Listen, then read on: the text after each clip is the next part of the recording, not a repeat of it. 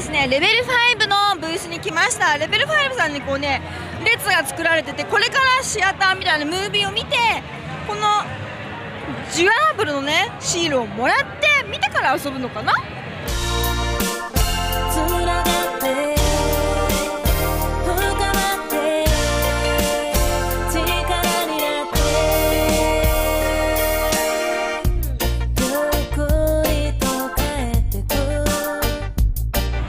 ゲームショー混んでて立ってこういう見なきゃいけないところが多いから、こうやってね座ってゆっくりくつろいで見れるのは嬉しいね。レベル5ブースにお越しくださいまして誠にありがとうございます。いいよ。プレミアムダイヤモンドのどちらかが必ず入ったこちらのレベル5福袋を皆様にプレゼントいたします。さらに3つの体験版をクリアした後には秘密のゲームが現れるプレミアムプラチナ、そしてレベル5の新作タイトルの映像が満載の映像ディスク、プレミアムダイヤモンド、どちらが入っているかはレベル5福袋を開けてみてのお楽しみです。ご期待ください。両方同じだったらどうしよう。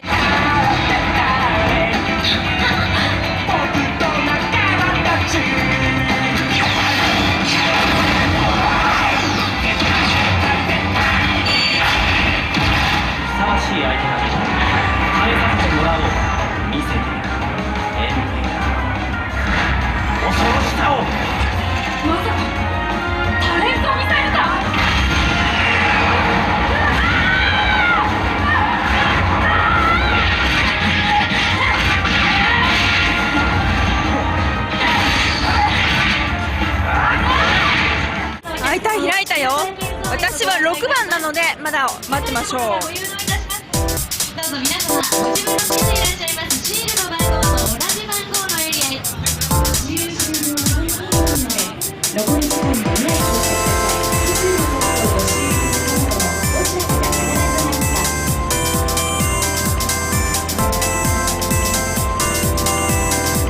私有が終わるとこのさっきいただいたシールを持ってお姉さんに渡します。そしてレベル5の福袋ですのでお待ちください。ありがとうございます。さあ何が入ってるかな、楽しみ。ワクワクしながら私はもう早速開けますよ。おばさんですかね。これですよ。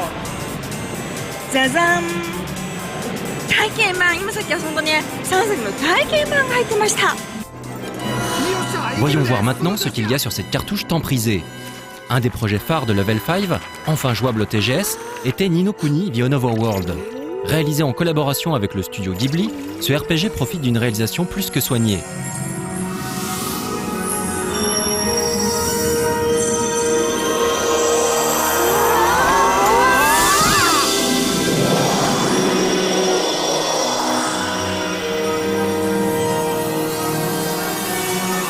Outre les très nombreuses cinématiques en dessin animé et l'excellent doublage, les décors sont magnifiques et les éléments en 3D s'intègrent joliment. La bande originale n'a pas été laissée en reste, puisqu'elle est signée Hisaishi Joe. Le scénario, qui semble relativement classique d'après la démo, relate les aventures d'Oliver, un jeune garçon de 13 ans. Bouleversé par la mort de sa mère, Shitsuku, l'esprit venu le consoler, lui confie un grimoire magique et l'entraîne dans Ni no Kuni, un monde parallèle où Oliver devra apprendre l'utilisation des runes magiques pour sauver ce monde.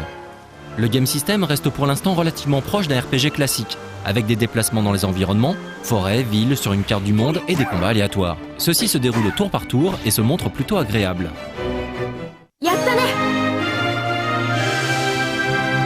Outre la quête principale, il existe également de nombreuses sous-quêtes, accessibles auprès des habitants et des autres personnages. On espère désormais que le jeu bénéficiera d'une version occidentale. Oliver, こっちやこっち。しずく待ってよ。ぴょんぴょんぴょん。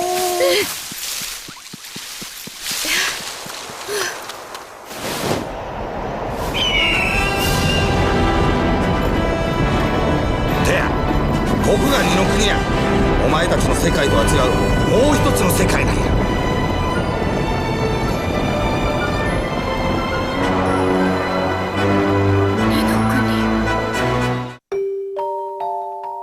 Alors que nous venons tout juste d'accueillir le 2e épisode des aventures du professeur Layton, le Japon se prépare déjà pour le 4e volet de la série. Intitulé Professeur Layton et la flûte du démon, le jeu proposera un principe similaire à celui que l'on connaît déjà. Pas de surprise donc, il faudra résoudre la grosse centaine d'énigmes proposées. D'ailleurs, on ne doute pas du fait qu'elles seront encore plus retorses et variées que lors des 3 premiers épisodes. Mais le petit vent de fraîcheur, c'est au niveau de l'histoire qu'il faudra aller le chercher, avec un scénario probablement très travaillé comme d'habitude. Cette fois-ci, les 2 compères devront faire face à une espèce de masse noire géante qui apparaît au son de quelques notes de flûte. Pour ceux qui auront résolu l'ensemble des énigmes, Layton Kyoju Tomajinofue, en VO, proposera un bonus très appréciable. Un RPG se déroulant dans Londres, que l'on dit particulièrement fourni, durée de vie prévue 100 d'heures, sera visiblement intégré au jeu. Prévu pour le 26 novembre au Japon, la flûte démoniaque ne verra probablement pas le jour chez nous avant 2 bonnes années.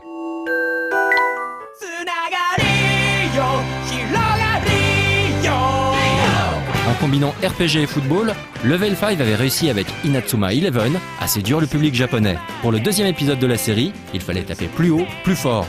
À la manière de Pokémon, Inatsuma 11 2 sera ainsi décliné en 2 cartouches différentes, Blizzard et Fire. Chacune proposera des rivaux différents, mais surtout de nombreux personnages aux caractéristiques propres. Vous l'aurez deviné, il faudra donc posséder les 2 jeux pour pouvoir former l'équipe ultime. Car Inatsuma 11 est une sorte de tactical footballistique dans lequel on doit recruter les meilleurs joueurs, ou en tout cas des joueurs complémentaires.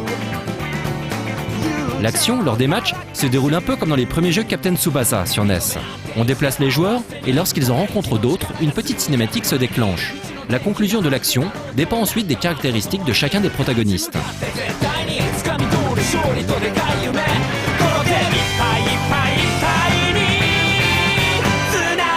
Comme pour tous les jeux Level 5, les séquences d'animation sont une nouvelle fois très soignées. On attend maintenant que le premier épisode sorte en Occident.